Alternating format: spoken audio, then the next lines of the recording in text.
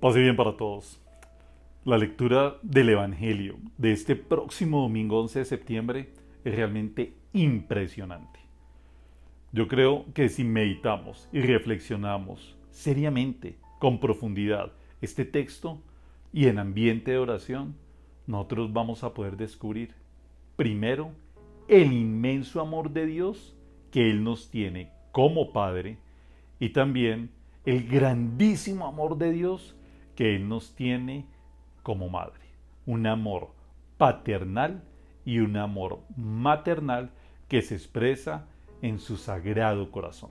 Bueno, todas las lecturas del domingo son bellísimas, las que vamos a compartir este domingo, pero especialmente este Evangelio realmente. Espero no tardarme tanto y voy a hacer todo lo posible por hacerlo de una manera muy concreta y muy resumida.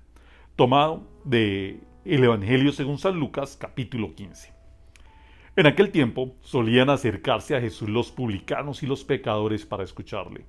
Y los fariseos y los escribas murmuraban entre ellos: Ese acoge a los pecadores y come con ellos. Jesús les dijo esta parábola: Si uno de vosotros tiene 100 ovejas y se le pierde una, ¿no deja las 99 en el campo y va tras la descarriada hasta que la encuentra? Y cuando la encuentra, se la carga sobre los hombros, muy contento, y al llegar a casa, reúne a los amigos y a los vecinos para decirles: Felicitadme, he encontrado la oveja que se me había perdido.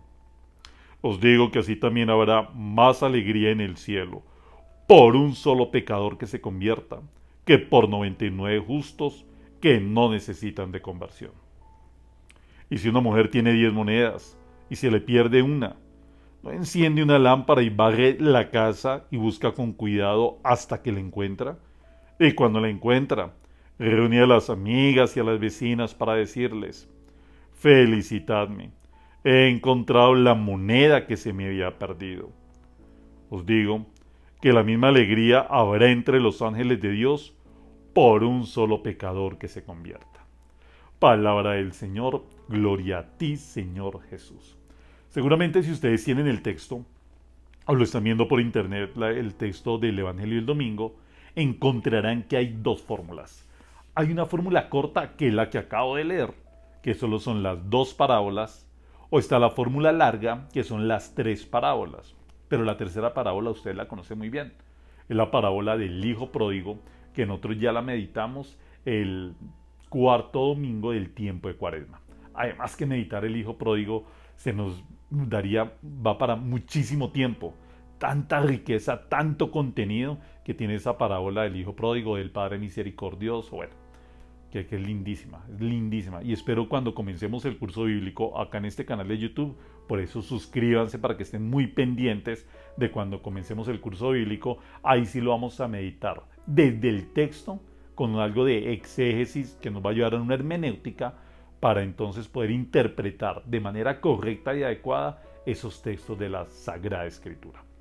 Este texto que hoy estamos compartiendo en este domingo tiene tres momentos. Un primer momento, que es la introducción; un segundo momento, la primera parábola, que es la de la oveja perdida; y un tercer momento, que es la segunda parábola, la de la moneda, la del dracma. Realmente esta traducción dice moneda, pero en sus Biblias seguramente dice dracma. ¿Qué es un dracma? Dracma. Ya vamos a llegar ahí para explicar muy bien en detalle a qué se refiere cada uno de los elementos de las parábolas. Dracma es una moneda griega, ¿no? Comienza el texto diciéndonos que, primera parte en la introducción, que muchos solían acercarse a Jesús. Recordemos los evangelios de los domingos pasados. El Señor nos da las condiciones de discipulado, que son muy difíciles. Decía: quien no pospone a su padre, a su madre, hermanos, hijas, familiares, no puede ser discípulo mío. Incluso a sí mismo no puede ser discípulo mío. Luego nos decía: tomen su cruz. El que no tome su cruz no puede ser discípulo mío. Y luego el Señor nos invitaba a vender todos los bienes, a vender todas nuestras posesiones para dárselas a los pobres y poder seguirlo a Él. Y antes, el domingo antepasado, también el Señor decía: cuando hagan un banquete, busquen, sean humildes, busquen el último puesto. Bueno, ese texto está acá en mi canal de YouTube, entonces ahí lo pueden buscar toda la explicación. Y luego el anfitrión también le decía: Usted no invite a los que le pueden retribuir, sino invite a los pobres, a los cojos, a los ciegos, a los lisiados. Bueno, pero sin embargo, a pesar de que las condiciones son tan difíciles de seguimiento, de discipulado, mucha gente lo sigue. ¿Por qué la gente sigue a nuestro Señor Jesucristo? A pesar de tener condiciones tan difíciles. Porque la gente necesita. Nosotros necesitamos de Dios. Hay una plegaria, un prefacio, yo acostumbro a hacerlo los domingos, que dice que Dios no necesita de nuestras oraciones. Somos nosotros los que necesitamos de Dios. Y no solo necesitamos de Dios para las circunstancias y situaciones de esta vida, porque también nosotros conocemos desde el interior que después de esta vida hay algo. No todo termina acá. Él resucitó, Él venció a la muerte. Y entonces esa garantía, esa prenda de salvación, esa esperanza que nosotros tenemos de no morir para siempre, sino de vivir en la eternidad, sabemos que es Cristo quien nos puede garantizar la entrada ya en el cielo. Él nos lo prometió. Voy a la casa de mi Padre a preparar una habitación para cada uno de ustedes. La gente entonces lo sigue. Es una necesidad que tiene el ser humano, la necesidad de Dios. ¿Y quiénes lo siguen? Pues los que más necesitamos de Él, los pecadores. Los pecadores. En cambio, esos que se creen justos, qué miedo esa gente. Esos que se creen santos, esos que viven señalando y criticando a los demás, la actitud de los fariseos. Nos dice el texto, los fariseos y los escribas murmuraban entre ellos. ¿Pero por qué murmuraban? Bueno, el texto no lo dice, ¿no? Porque él acogía y comía con pecadores y publicanos. ¿Pero por qué? ¿Por qué la actitud del fariseo, la actitud del escriba está en la Biblia? En el texto sagrado, creo que es en Levítico, por ahí en el capítulo, no estoy seguro, en el capítulo 20 se habla de lo que es en hebreo kadosh. Kadosh es el término que se utiliza, es el elegido, es el santo. Y entonces en Levítico se invita al pueblo de Israel a ser un pueblo santo, porque son los elegidos, apartados de los otros pueblos que han caído en la idolatría, que adoran otros dioses. Entonces en ese apartarse de los idólatras también se asume como apartarse del pecador. Y eso el pueblo de Israel lo asumió muy bien hasta el sol de hoy. Ellos siguen entonces frente a los otros pueblos. Vemos el conflicto que tienen tan terrible allá con el pueblo palestino. Y la historia del pueblo de Israel, que es la historia de la salvación, también cómo ha sido su relación con los otros pueblos. Nuestro mismo Señor Jesucristo, recuerden el texto de la cananea, lo que le va a decir a la cananea. No está bien que el amo, que el padre le dé la comida a los perros, se la tiene que dar a los hijos. Así trataban a los de otros pueblos, la sirofenicia, la samaritana, bueno, y así muchísimos textos, ¿no? Que nuestro Señor Jesucristo también incluso en el Evangelio, que hoy muy bien expresado. El Salmo 15. En el Salmo 15 también es entonces casi que es una invitación a despreciar al pecador. A decir, no nos juntes, líbranos de la mesa, que no nos sentemos en la mesa con los impíos. Y el Salmo 26, el salmista también está haciendo una oración, ese es más bonito. Es fuerte, pero no es tan duro como el Salmo 15. En el Salmo 26, el salmista hace una oración precisamente donde en el texto se está pidiendo que no nos juntemos nosotros con los pecadores. Entonces, por eso los fariseos y los escribas entonces murmuran entre ellos. Dice, pero el Señor, ¿qué hace? Dos cosas hacía el maestro. Hoy ellos están señalando a Cristo por dos situaciones. ¿Cuáles son las dos situaciones? Primero, porque Él acoge, pero ese acoge en el texto original es muy lindo. O sea, la palabra acoger es desomai, pero desomai del griego. Pero ahí no dice desomai, sino dice prosdesomai. O sea que es una acogida especial. Es una opción especial de acogida precisamente por ellos. O sea, tiene una elección el Señor. Y segundo, porque come con ellos. Y ellos por eso lo están buscando. Y es esa búsqueda que ojalá nosotros tengamos también. En el griego, esa búsqueda se dice en gipso, que es la búsqueda constante, que es esa búsqueda insistente que ellos tenían del Señor. Estas dos acusaciones que hacen los fariseos y los escribas, el Señor va a responder. Y va a responder con estas dos bellísimas parábolas, donde en la primera el Señor nos lleva a descubrir el amor de Dios como Padre y en la segunda el amor de Dios como Madre. Y vamos a también hablar algo muy rápido de la tercera. Primera parábola, la de la oveja perdida. ¿Cuál es el escenario de esta parábola? Primero, el desierto de Judea, un lugar que tiene cavernas, que es peligroso, que es montañoso, donde hay lobos, donde hay ladrones, donde hay demasiados peligros. Si hay peligros para las personas, ¿cuánto no más para el rebaño? ¿Cuánto no más para las ovejitas? Es muy recurrente en la Biblia, creo que son más de 500 veces, que la Escritura hace referencia a esa relación de Dios y el pueblo como la de un pastor con su rebaño. De pronto el texto más conocido, bueno, sin irnos a Yo soy buen pastor de el Evangelio según San Juan, ese salmo bellísimo, que es el Salmo 23, que yo sé que muchos lo hacemos y que muchos lo conocemos de memoria, donde Él es el buen pastor que nos lleva a esas verdes praderas. Eso es Dios el buen pastor. Entonces nos dice el texto que el pastor entonces tiene a sus 100 ovejitas, pero se le pierde una. ¿Qué hace el pastor?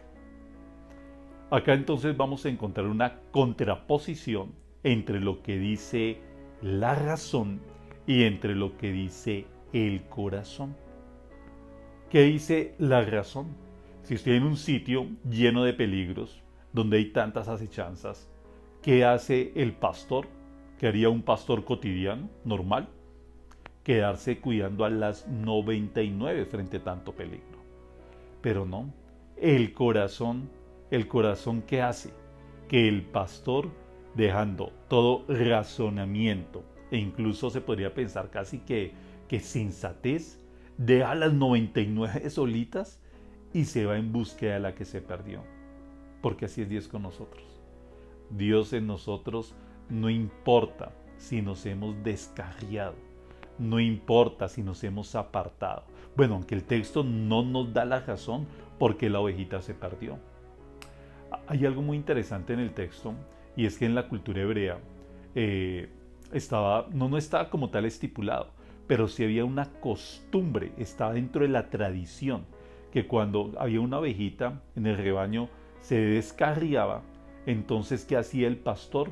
A esa ovejita que era más brincona y que de pronto iba saltando y que se iba perdiendo, le quitaban un dedito, o entonces le ponían una cosa en la patica para que no pudiera volver a descarriarse y para que no siguiera tan desobediente. El Señor no hace eso. El Señor no hace para nada eso. Lo que Él está diciendo le está hablando a los fariseos y a los escribas. Le está diciendo que Dios, que el pastor lo que hace es se alegra, se regocija, la carga, recordemos el Salmo 23, la carga en sus hombros y siente profunda alegría. No hay reproche, no hay castigo, o sea, lo del dedito o inmovilizarle la patica, eso no está. Todo lo contrario, ahí es una gran fiesta y hay regocijo. Eso hace Dios Padre con nosotros. Cuando nosotros nos dejamos encontrar de Él, porque ni siquiera la ovejita lo estaba buscando.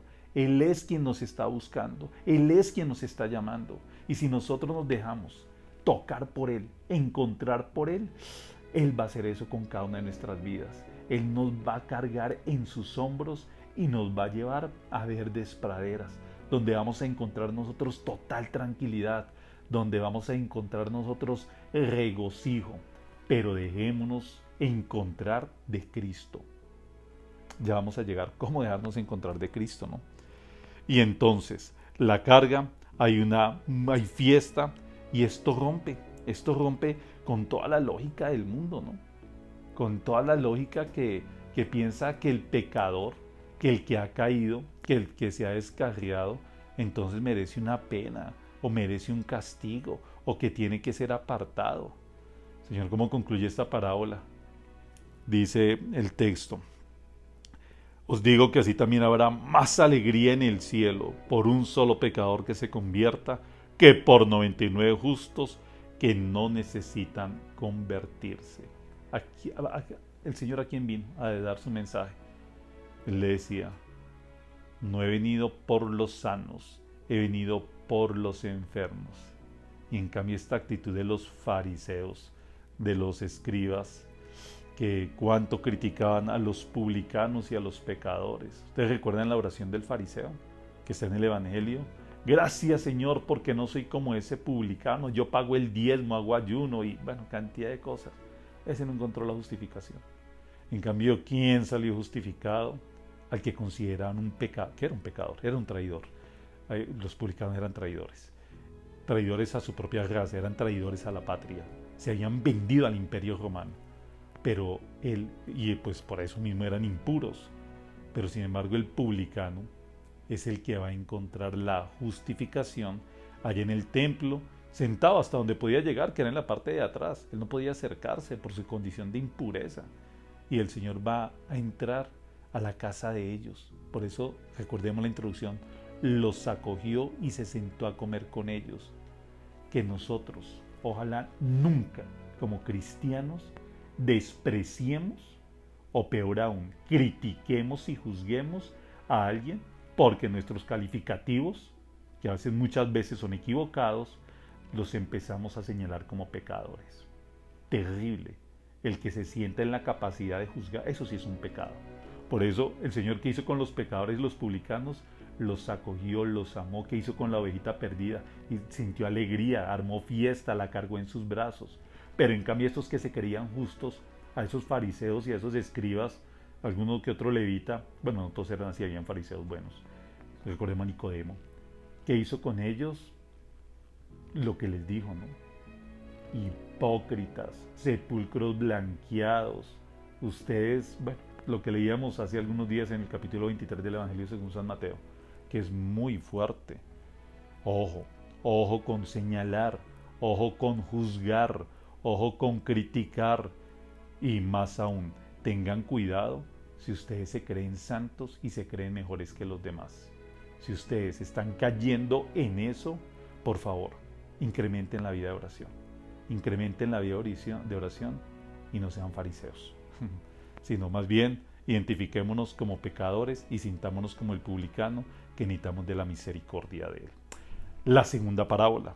La parábola, en esta encontramos el amor de Dios ejemplificado en un hombre, en el pastor.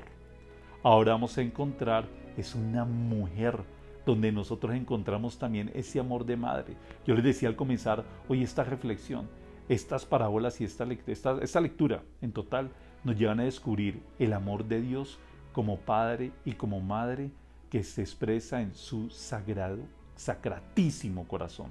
En ese corazón que hoy veíamos sobrepasa la razón, para entonces ser muchísimo más sentimiento.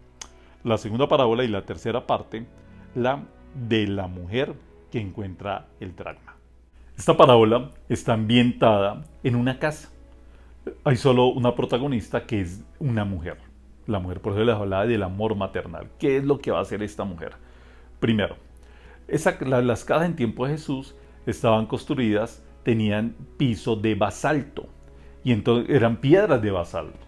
Y entonces el basalto da la posibilidad que entonces quede mucho espacio entre una losa y entre otra losa, entre una piedra y otra piedra.